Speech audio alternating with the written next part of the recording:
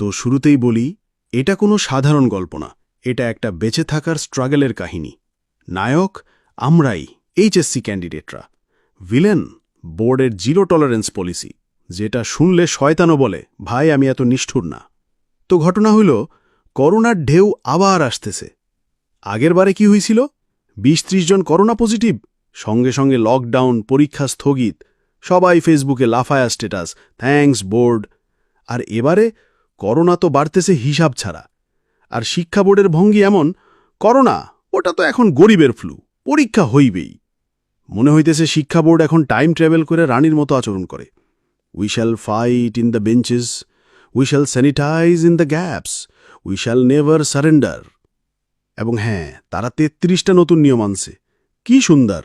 পরীক্ষার ১ সপ্তাহ আগে এমন নিয়ম যেগুলো পড়লে মনে হয় তারা ঠিক এই মুহূর্তে অ্যাভেঞ্জার্স বানাইতেছে। বেঞ্চ হবে ৩ কিলোমিটার দূরে, মাস্ক পরবা, হাঁচি দিলেও সাইনবোর্ডে লিখবা কেন দিলা।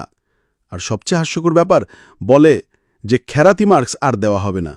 মানে ভাই, তোমরা কি বুঝো না বাংলাদেশের ছাত্রদের কাছে ১ নাম্বার মানে জীবন মরণ। ১ নাম্বার না পাইলেই কেউ A+ পায় না, A+ না পাইলেই টপ ইউনিভার্সিটি নাই, সেটা না হইলেই ভাই আমি তো লাইফে ফেইল্ড। তাইলে যে তোমরা ১ নাম্বারের জন্য ফেল করাইতেছ, তাদের লাইফে কি কবর খুঁড়তেছ? আগে বলা হয়েছিল এসএসসি না এইচএসসি ভুলে গেছি, যাই হোক কোনো একটা পাবলিক রেজাল্টের পরে ৪০০+ স্টুডেন্ট সুইসাইড করছে ২ মাসে। এই তথ্য কি তারা গিলে ফেলছে? নাকি ভাবে যে এগুলো তো ব্রেকিং নিউজ না, সেই হতো এগুলো ঘটনা না? আর সবথেকে হাসির ব্যাপার, করোনার মধ্যে পরীক্ষা নিতে চায় ৩ কিলোমিটার দূরে সিদ্দিয়া। মানে ভাই, যখন হল প্রবেশ করবে, বের হবে, অথবা ৭-৮ জন ছাকে অটোতে গাদাগাদি করে হাসবে, গার্জিয়ানরা বাইরে বাজার করে ফুচকা খেয়ে আবার স্কুলের গেটেই বসে থাকবে, তখন কি করোনা বসে থাকবে গাছের পাতার মতো? না ভাই, তখন করোনা বলবে, ওই হইছে আমার ডেস্টিনি, এখনই ছড়াবো। আর ভাই, অলরেডি কয়েকজন এইচএসসি পরীক্ষার্থীর করোনা ধরা পড়ছে, তাদের রিপোর্ট সহ ভিডিও আছে। তাদের কি হবে? তারা কি পরীক্ষা দিবে না? দিলে তো করোনা করাই দিবে। স্পেশালভাবে তাদের কি অটোপাস? বা পরীক্ষা পিছাইলে তো বৈষম্য হয়ে যাইবে। মানে বাকি সবাই স্ট্রাগল করলো আর ওরা পাবে স্পেশাল ট্রিটমেন্ট। এইটা যদি বোর্ড না বুঝে, তাহলে তারা কিসে বোর্ড? কাগজে? ব্ল্যাকবোর্ড? Iron board?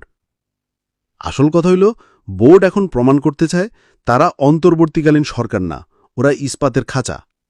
সেই কারণে তারা দেখাইতেছে আমরা কঠিন, আমরা ঠান্ডা মাথার, আমরা নিয়ম মানি। কিন্তু ভাই, বাস্তবতা স্ট্রবেরি ওয়ার্ল্ড না, এটা বাংলাদেশ, যেখানে হাতে গোনা ১টা বা ২টা কলেজ ছাড়া বাকি সব কলেজের অর্ধেকের বেশি ছাত্র দেখাদেখি করেই পাশ করে। মনে রাখবেন, পরীক্ষায় ফেল মানেই সব শেষ না, কিন্তু পরীক্ষায় ১ নাম্বার কম পাইলে যদি অ্যাডমিশনই না হয়, তাহলে ট্যালেন্ট নামের জিনিসটা কোথায় গেল? আর ফেল করলে তো জীবনই মূল্যহীন।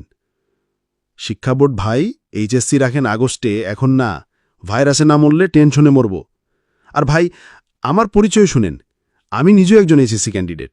আমার ভোটার আইডিও হয়েছে, মানে এবার আমি ভোটও দিব। তো প্রাপ্তবয়স্ক নাগরিক হিসেবে আমার দাবিটা মাথায় রাখেন।